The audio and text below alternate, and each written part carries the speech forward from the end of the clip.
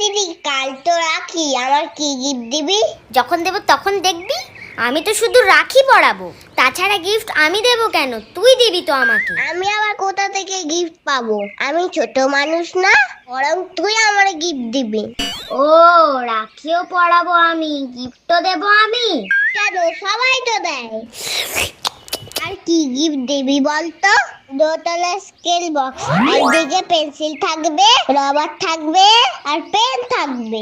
বক্সের উপরে শার্পনারও থাকবে, আর একটা লাইটও থাকবে। লাইটটা যেন আবার জ্বলে।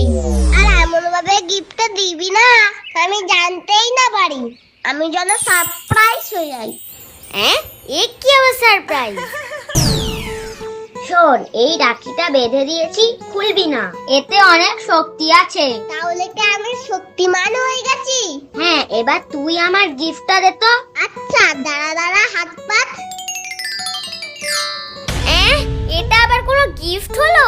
লাগবে না আমার এই গিফট, তোর গিফট তুই রাখ। তুই জানিস কাল থেকে না খেয়ে আমি তোর জন্য রেখে দিয়েছিলাম, তুই এরকম করলি তো, দে, তোর আর খেতে হবে না। এবার আমার গিফটটা দে। একটা ছোট লজেন দিয়ে আবার ভালো গিফট চাইছি। এই গিফটটা আমার, আমি আর তোর দেব না। তুই তোর পছন্দের লজেন খাগে যা। না, তুই আমার জন্য এনেছিস, আমাকেই দিবি। না, আমি দেব না, এটা আমি পছন্দ করেছি, এটা আমার গিফট। দিবি না মানে?